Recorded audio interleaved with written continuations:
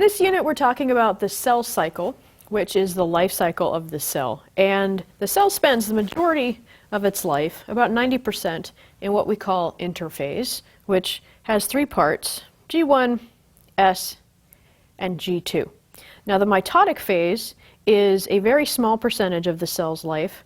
I've got that circled over here, and we're going to spend some time talking about both mitosis and meiosis. So, the mitotic phase is made up of four subphases. There's prophase, in which the chromosomes go from that messy chromatin that we talked about in another module to the tightly condensed chromosomes. So instead of being this wadded up chromatin, we end up with those tidy little chromosomes. In metaphase, the chromosomes line up along the metaphase plate, and in anaphase, they start to get pulled towards the poles of the cell. In telophase, they start to decondense back into the chromatin, and then in cytokinesis, your original parent cell splits into two, and so then you've got two daughter cells. They are identical to the parent cell, and both of them are 2N. So here's showing several of these, or all of the mitotic phases. So we start with interphase, and then in prophase, the chromatin condenses into chromosomes. In metaphase, the chromosomes line up along the metaphase plate. In anaphase, the chromosomes get pulled towards the poles.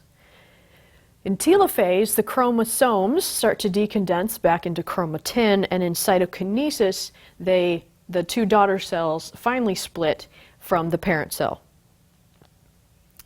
So meiosis is more complicated by at least twice, which we'll talk about soon. There are two parts, Meiosis One and Meiosis Two. And meiosis forms four unique new haploid cells, and these are the sex cells. So we're talking about sperm and eggs. So meiosis, which we've got here on the right, is much more complicated than mitosis, which we just finished talking about. So let's get into some of the detail about that. In Meiosis One, the stages are in the same order as they were in mitosis, and pretty much everything is the same as it was in mitosis, with one important difference, and that is that in prophase, something called recombination occurs and crossing over. So that actually forms new combinations of genes that weren't present in the parent cell.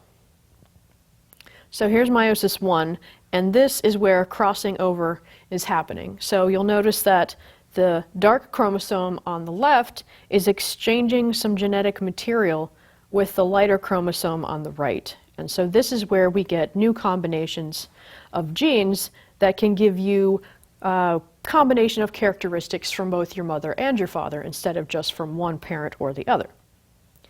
So in Mitosis 2, it's the same as Meiosis 1, but the chromosomes have already gone through the crossing over process. And so the end product, when we're all finished with Meiosis 2, is those four unique haploid cells.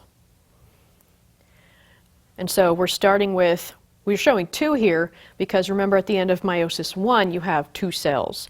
And so what we end up with at the end is four unique cells, and in each of these, you can see that some crossing over has happened in some of them, but not in others.